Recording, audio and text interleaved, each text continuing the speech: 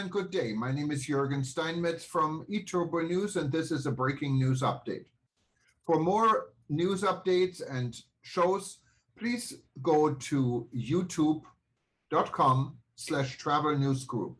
youtube.com/travel news group. Here's our update. The largest sports event in the world is in Israel. About 10,000 athletes from dozens of countries competing in the 21st Maccabiah Games will participate in 42 sporting events watched by tens of thousands of spectators, during which over 2 million bottles of water will be consumed. The 21st Maccabiah Games, known as the Jewish Olympics, are set to take place in Israel on July 12 to 26, with venues in Jerusalem, Haifa and Netanya. About 10,000 athletes from 80 countries competing in the quadrennial event will participate in 42 sporting events watched by tens of thousands of spectators. The rich history of the Maccabiah Games, the Maccabi World Union, and Kfar Maccabiah date back to pre-state times. The media line spoke with Maccabi World Union's Amir Gisson in the final days before this year's largest sporting event in the world. Amir Gisson, CEO of Maccabi World Union, sits down to talk about the upcoming 21st Maccabiah Games with the media line's Felice Friedson, image courtesy of Gil Mazuman, the media line. TML, Amir Gisson is incoming CEO of Maccabi World Union, the largest sporting event this year the world over. By any means, a sporting event of this nature is a tremendous job. It's huge, the numbers are at about 10,000 athletes. Where are we today in terms of who's coming? Gisson, the Maccabiah is probably the most important event in the Jewish calendar, at least for us in terms of the number of participants. Not only are we going to have 10,000 athletes, which is almost the number of athletes that competed at the Tokyo Olympics in 2021, which had 11,000, so we run 90% Olympic Games. Many people are coming to Israel with them, especially after 3 years of the coronavirus where Jews from all over the world could not visit their second home in Israel. All of a sudden, this mass of visitors from the Jewish world is going to join us, and this is quite an exciting event. We're looking forward to it. As you can imagine, this is a great logistical challenge. The opening ceremony is just 10 days away, and we can't wait. TML, the breakdown of the people that are participating? Gisson, out of the 10,000 athletes, we have around 3,000 from Israel. The largest delegation we have from abroad is obviously the U.S. delegation. It's worth mentioning that the U.S. delegation to the Maccabiah, which is 1,400 athletes, is larger than the U.S. delegation to the Tokyo Olympics. It's a huge delegation. The second largest delegation is Argentina with 800 participants, and we all know the economic difficulties in Argentina these days. The fact that so many people are coming just demonstrates the commitment of this community to Israel, to Maccabi and to the Maccabiah Games. The Canadian delegation is the third largest. We have many large delegations. And also, many small delegations. All in all, over 60 delegations, also from places like Cuba, Venezuela and, obviously, Ukraine, no less important. TML, Joseph Ucutieli was only 15 years old when he came up with the concept for the Maccabiah Games, and that was really an offshoot of what was happening in Stockholm and the Olympics at that time, 1912. What's happened since? When was it actually created? Gisson, we're talking about an event that happened 90 years ago. The first Maccabiah happened 90 years ago. It's never stopped, the only time it stopped was during the events of the Second World War and the Holocaust. I think that the Jewish people at that time, with a difficult history, with anti-Semitism, needed a change of direction. And the concept of trying to develop the sports culture and a healthy mind in a healthy body approach had its followers and it began to develop 90 years ago until today. And today we see the strength of this concept by the fact that sports in general but also among the Jewish people is a uniting force. Many times in the Jewish world we see dividing forces, but Maccabi and sports is a uniting force, and to experience personally the opening ceremony of the Maccabiah with 40,000 people in the stadium celebrating their Judaism and their connection to Israel and sports, I think this is a once-in-a-lifetime experience. TML, many have written about the fact that in the early days there were Jews that were trying to immigrate, and some of those that participated in sports used the opportunity because the British authorities were not allowing them to come to Israel. Can you share anything about that period? Gisson, before the establishment of the State of Israel, Jews from all over the world looked for ways to leave the places where they were and to come to Israel. As Zionists, some of them were doing it out of conviction, some of them just needed to run away from oppressive regimes and countries and places, and we have numerous stories of people that used their participation in the Maccabiya as a way to get to Israel. And today they are part of the movement's history, they're part of our activities, and we do our utmost to remember all the Maccabi members who perished in the Holocaust and those who managed to run away with the help of Maccabi through sports and get to Israel. And many of those stories are part of the New World Jewish Sports Museum that we are about to open here, in this building in Kfar Maccabiya, immediately after the Games. Young athletes arrive at Kfar Maccabiya, image courtesy of Gil Mazuman, the media line.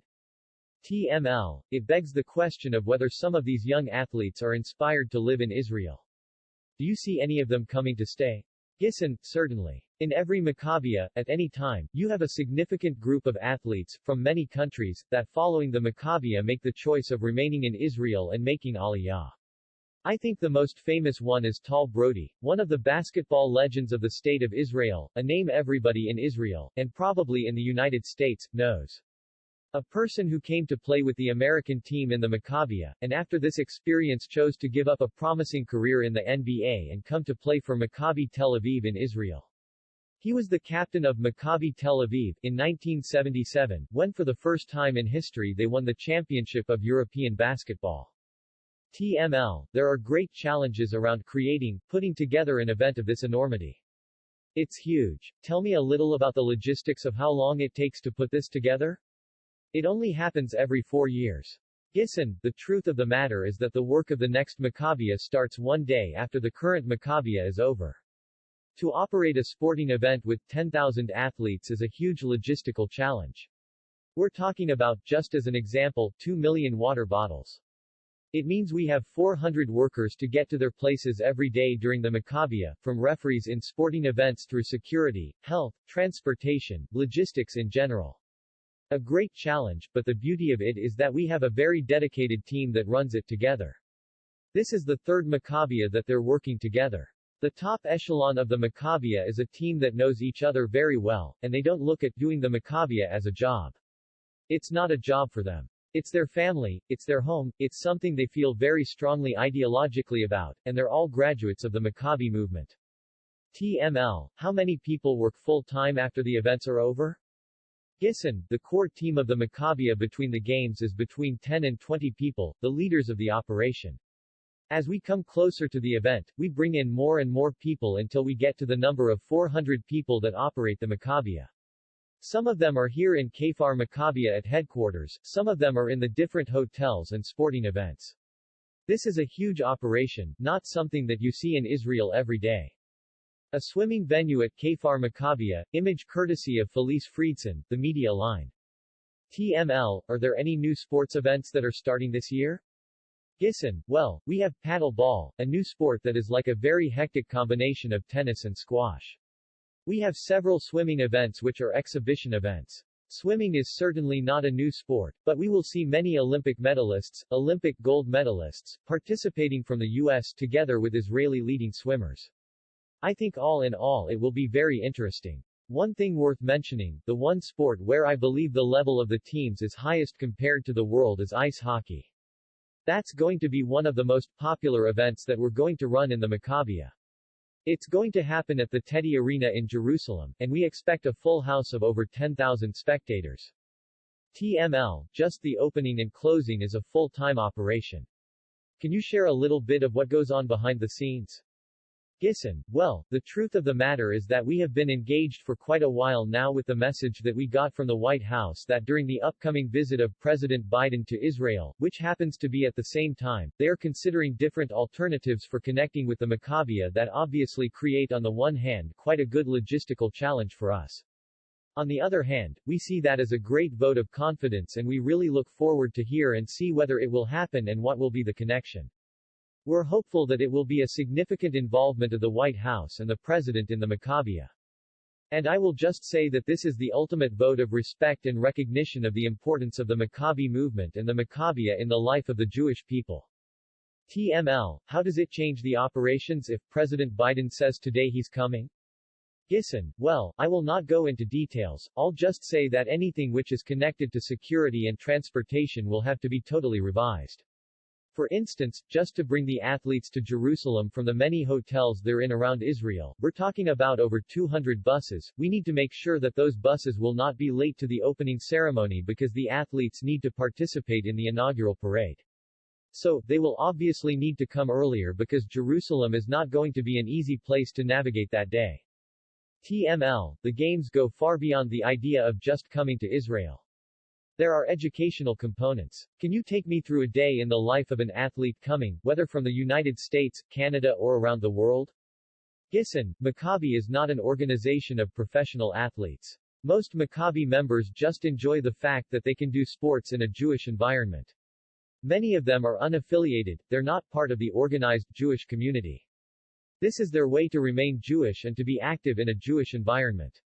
They are important to us. We do our utmost to develop their relationship with Israel through the Maccabi movement.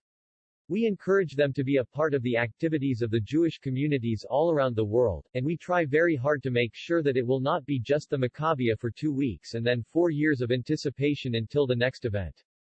We try to bring youngsters through our Israel Programs Department to Israel in youth groups. We're developing relationships through our sister movement, the JCC Association, to connect and bring educational Israel activities and sporting activities into the JCCs all over North America and JCC Global in other places. I think the bottom line is that our huge membership is for us just a springboard to reach out to many Jewish communities in cities around the world and to make sure that they are aware of the ability to do sports in a Jewish environment and to be exposed to educational programs in the systems and the different clubs and organizations of Maccabi all over. TML. Politics plays a very vital role in Israel. Can the Maccabi Games stay away from politics when it comes to the sporting events and everything that surrounds what the Maccabiya is supposed to stand for? Gissen, we've been very successful with keeping politics out until now, and there's no reason we will not continue to be successful. I have to say that all parties, and all governments, always supported the Maccabiya, because everybody understands that this is probably one of the most effective tools to maintain the special relationship between Israel and Jewish communities all over the world. TML, there is a noticeable increase of Jewish names within the Olympics. Over the years you had some of the high-profile players come. Who's attending this year? Gissen, this year we have several Olympic gold medalists from the United States. I will not mention everybody, I'll just mention a couple, swimmers, Lenny Kraselberg and Jason Lezak. The beauty of the Maccabiya is that we're not playing the stars game. The beauty of the Maccabiya is that everybody can take part, everybody can participate, everybody's doing their utmost, but it's not just a sporting experience, it's an emotional experience, of all the Jewish people coming together in Israel. So, the Maccabiya is more than a sports competition. It's a huge homecoming experience. TML, you mentioned the opening of the museum. When is it slated to do so, and can we get a peek? Gissen, certainly. I'll be very happy to take you around. The museum is ready. It will probably open to the public in the course of the next 2 months. We still need to go through the Maccabiya first. Then our attention will move into the museum. We hope to see tens of thousands of Israelis and Jewish people from all around the world coming to visit the museum. It's important to say that this is the World Jewish Sports Museum, it's not just the Maccabi Museum. All Jewish sports organizations are represented there. All Jewish and Israeli athletes appear here. We just felt that such a museum was missing from the arena of Israel museums, and we're very happy that now we will be able to fill this void. TML, Amir, you are taking up the reins of running this big operation. What's your vision for the next few years? Gissen, I'm a branding guy. I come from the field of branding. Many times, there is a feeling that we don't own our brand. Everybody has heard of Maccabi. Maccabi is Jewish sports, but not many people know that Maccabi World Union is behind the Maccabi organization and the Maccabiya Games. Our message of unity for the Jewish people needs to be heard in a stronger way. We are in a position to cooperate with many international sports organizations, from the Bundesliga to the NBA. That's my vision. This is where I'm going. I want to put Maccabi World Union in its rightful place as a world-leading sports organization, both in terms of numbers and in terms of relationships and connections. This is where I want to take this organization and, obviously, the Maccabiya Games is a great springboard to start this journey. TML, do you envision young students in Israel coming to the museum on trips and this becoming a part of their learning experience? Gissen, definitely. Sport has a huge place in the life of young people. Engaging with sports is one thing, but understanding the place of sports in wellness, in society, at a young age, I think it's very, very important. That's the message of our movement. In Hebrew we say, Nefesh Bari Beguf Bari, a healthy mind in a healthy body, and this is what we want to teach the youngsters. TML, Amir Gisson, CEO of Maccabi World Union, thanks so much for the interview and for your time. Best of luck on the exciting Maccabiya Games. We'll be following what happens over the 2 weeks of the Maccabiya. Gisson, thank you, Felice. The media lines Felice Friedson toured the Maccabiya Village Complex, the home base for this year's participating athletes and for the union's year-round operations. The media line also was given a sneak preview of the new World Jewish Sport Museum. TML, the Maccabiya Games are finally here. COVID, they say, might be gone, I'm not so sure. What do you say on this amazing day, when you have thousands already here for these amazing games? Gisson, it is difficult for me to hide my huge excitement. It's a big day for us. It's happening. I remind us all that the Maccabiya was postponed because the Olympics were postponed, and we always do the Maccabiya 1 year after the Olympics to allow all the Israeli, American, Canadian and other athletes that participate in the Olympics to come also to the Maccabiya. So, it's been 5 years since the last Maccabiya, and this Maccabiya is the largest ever, over 10,000 athletes. Just for comparison, in Tokyo there were 11,000 athletes, so we run a 90% Olympics. Obviously the sporting level is very different, but the logistical, security and health operations needed here are the same. It's interesting to say that cities host the Olympics at best, like Paris, London, once every 30 years. We have the Maccabiya here every 4 years. Everything starts here, in Kfar Maccabiya, the beating heart of the Maccabi movement. The Maccabi movement is the largest Jewish organization, with close to 500,000 members in more than 60 countries. It all combines together members of the Jewish faith who like sports and who are dealing with sports on an amateur basis. For them, and for us, the main event, the one thing that everybody is waiting for, is the Maccabiya Games here in Israel. A preview of the World Jewish Sports Museum, set to open several weeks after the 21st Maccabiya Games, image courtesy of Felice Friedson, the media line. TML, if you could share a little bit about the whole Kfar Maccabiya, the village itself, when it began, and the vision. I mean there's a hotel associated, there's a sporting facility associated here. Gisson, actually, in a panoramic view, this is the beating heart, Maccabi House, which was just opened a few months ago. This is where Maccabi World Union, Maccabi Israel and the newly opened Jewish Sports Museum are located. What you can see here is our conference center, a hotel. On one side we have the business suites. On the other are the places where the groups, the Jewish youngsters groups that we bring from all over the world, this is where they're staying. We have 3 event halls, we have a country club minus a sports club which is the biggest in Israel. All in all, this is a 20-acre great facility for everything. But what's unique about it is that it's not just a tourist facility, a sports facility, this is home. This is home for 500,000 Jews who are engaged with Maccabi groups all over the world. They know the place, they have been here, and it's alive. Maccabi is not a business, Maccabi is something of the heart.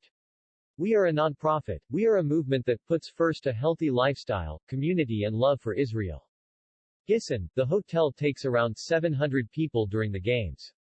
Traditionally only the U.S. delegation, that's a tradition. And even that is not enough, because the U.S. delegation, which is the largest delegation that came from abroad out of the 60 delegations. It has 1,400 athletes. This is a huge number. The U.S. delegation to Maccabiya is way bigger than the U.S. delegation to Tokyo. It's obviously quite a logistical experience to have them. They have a few surprises there, several Olympic gold medalists, especially in swimming, that joined the U.S. Maccabiya delegation and we can't wait to see what they'll do in the pool. Gisson, the Maccabiya is not concentrated in one place. Kfar Maccabiya is obviously somewhat like the Olympic Village, but the sporting events are happening all over Israel. The main centers are Haifa, where we're going to have the Junior Maccabiya, 2,500 athletes from 60 countries between the ages of 15 and 18. They're not just going to compete in sports, they're also going to have a very thorough educational program. For us it's a great opportunity to connect them to the Maccabi movement, to its values, to Judaism, to the connection with Israeli peers who are going to be there as well. So that's happening in Haifa. We have a lot of activities in Jerusalem. We have a lot of activities in the Tel Aviv area, and in Netanya. Entrance to the Kfar Maccabia, image courtesy of Felice Friedson, the media line. TML, how are the youth chosen? Gisson, based on their athletic skills. TML, but who decides? Gisson, there are tryouts all over the states, all over Canada where Jewish teens who know about the Maccabia, who know the dates, they come, they show what they know. They try to become a member of the ice hockey team or they compete in athletics or in swimming and so on, and the best are coming. In other countries, to be honest, not everybody is being judged on their level, because if we have delegations from Cuba, Venezuela or from Ukraine, the most important thing is participation. For us the line is, if you're Jewish, if you define yourself as Jewish and you want to be here, we don't stop you. TML, since you brought up Ukraine, are there participants from Ukraine? Gisson. There is a significant delegation from Ukraine. As a matter of fact, Maccabi Europe, the association of Maccabi clubs in Europe, has been working under the radar for several months to help Ukrainian Maccabi members to participate in the Maccabia, to come safely out of Ukraine. They came to Israel several months ago. We are taking care of everything they need, so they can have a clear mind, train, and prepare for the Maccabia. They are going to have a significant delegation, and I am sure that the cheers that they are going to get at the opening ceremony will be second to none. TML, nice. How many are there? Gisson, I'm not sure. I think 50. Gisson, we are in the largest sports club in Israel. It has 3 swimming pools, 25 tennis courts, 3 basketball halls. This is the home for the Maccabi movement when it comes to sport. The potential of this place, being near to the Safari Zoological Center and the National Park in Ramat Gan, is enormous. For many years it was a secluded area. We're now thinking about ways to open it to the public, to let the public come in. We are thinking about building an ice hockey arena here, Olympic-sized. We're thinking about building another swimming pool, Olympic-sized. We want to use this real estate of 20 acres in the best possible way, for the Maccabi movement and the people of Ramat Gan where we are located. TML, what is paddle? Gisson, paddle tennis is a new sport. It came to us from South America. As you can see, it's a weird combination of tennis and squash. The idea is that while playing, you can use the walls. It's a much faster game, it's like squash on steroids and it's becoming very popular in Israel. There are a few places where it's played, this is one of the biggest. I'm really surprised that it's empty right now because it's almost 24/7. That's just an example of how we're trying to use the space that we have to develop sport in Israel, to push things forward, because we have the capacity, we have the capability. Paddle is going to be a sport in the Maccabia. It will be very interesting to see what the scores will be and which direction it's going to go. TML, whose land was this originally? Gisson, this was private land, the place for the people who came to the second Maccabia, I think, to be their Olympic village. It's a mixture between non-profit and for-profit. But I think all in all everything is around NIS 100 million a year. The Maccabia itself is an event of over NIS 120 million. TML, so over $30 million. Gisson, so, a lot of government help.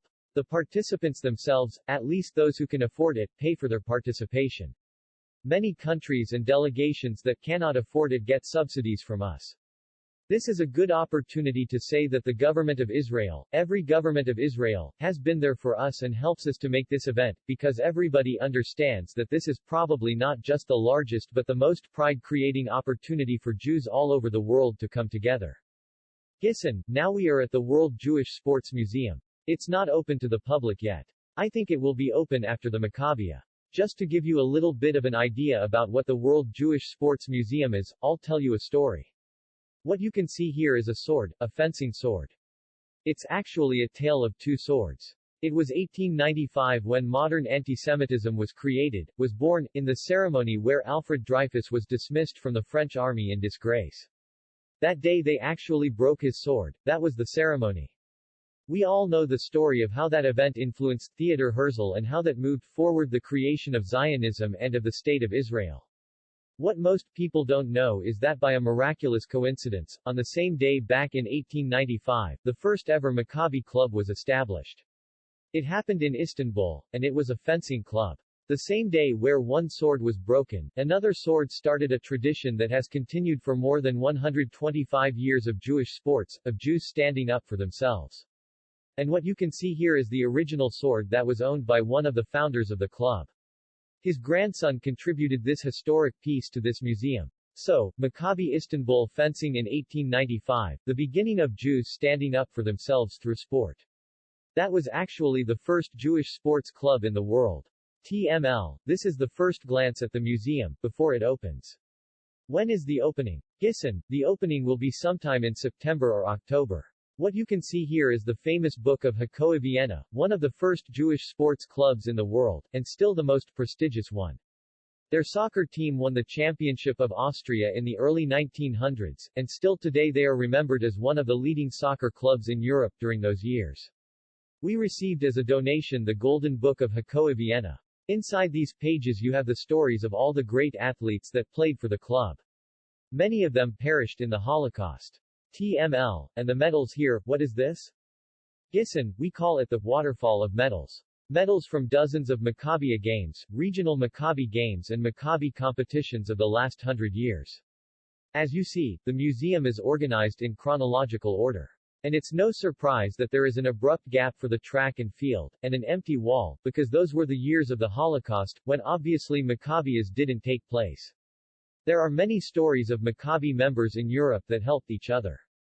Some of them were Olympians, some of them were leaders in their community. Many of them perished, but those who survived continued the sports tradition. For us this gap in the track and field presentation symbolizes our commitment to the memory of those who perished in the Holocaust from Maccabi. Gissen, after the Holocaust, and the War of Independence, and the creation of the State of Israel in 48, after a very long gap in the Maccabias, the Third Maccabiah took place in Israel in 1950. It was a small, modest event, but with tremendous power and symbolism for the Jewish people, the recreation of the Maccabiah tradition in the State of Israel. Among the participants was my father. That was 70 years ago. He was young, he played on the Israeli team at the Maccabiah in field hockey. This is the stick he used. Out of the 11 team members, 6 were from my family, and they won the gold medal, beating India in the final. TML, you have personal pride. Gissen, yes, personal pride. It's family. TML, very nice. Very nice. Gissen, so, this is where the museum tour ends, with a recreation very close to reality of the opening ceremony of the Maccabiah which is actually going to take place in Jerusalem soon. The groups that come here will experience the lights and sounds and the atmosphere. And they'll see on the huge screen the greatest stories of Jewish athletes from Israel and from all around the world. We would like to create this experience for them even if they can't be at the opening ceremony, which is going to be, I believe, a very moving event with many dignitaries. We are very much looking forward to it. TML, so, this is the Israeli floor of Maccabi House. Gissen, we're standing now in the offices of Maccabi Israel. It's one of the more significant sporting organizations in Israel. Around 150,000 athletes, from Maccabi Tel Aviv that everybody knows, to Maccabi Haifa, to a women's basketball team in almost every city in Israel. And the 150,000 Israeli athletes are very well connected through Maccabi World Union to the 300,000 Jewish athletes abroad. Because Maccabi is a place where you are a member minus it doesn't matter if you an Israeli, or Jewish living abroad, were connected. It's one movement, it's one very large family. The media line spoke briefly with a few of the athletes. TML, what brings you to the Maccabiah? Jordan Braille, to be part of an amazing competition with Jews from all over the world, and I'm here to win gold. TML, what athletic prowess do you have?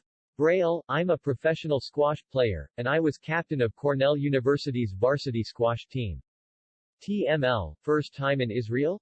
Braille, fourth time. TML, first time in the Maccabiah? Braille, I was in the Maccabiah Games in 2013. I played in the junior squash tournament. Paddle player Max Rothman, left, 26, who will be pursuing his MBA at the University of Chicago, and squash player Jordan Braille are ready for the start of the 21st Maccabiah Games, image courtesy of Gil Mazuman, the media line.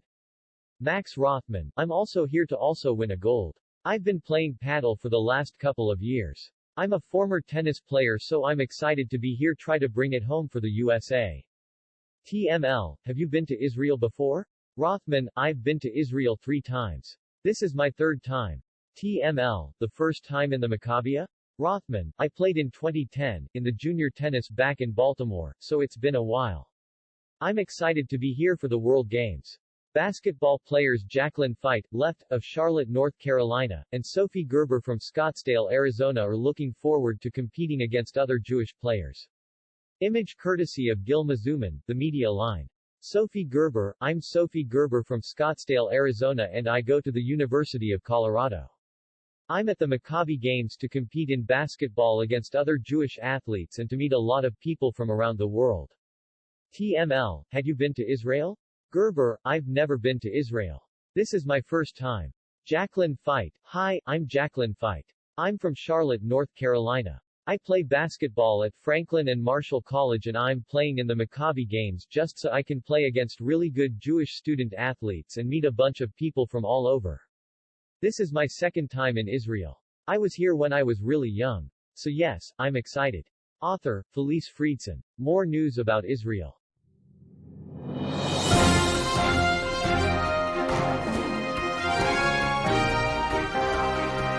Thank you for listening to our news update. There's more on youtube.com/travel news group, or you can read us, of course, in going to our news portal at eTurboNews.com or travelnews.online.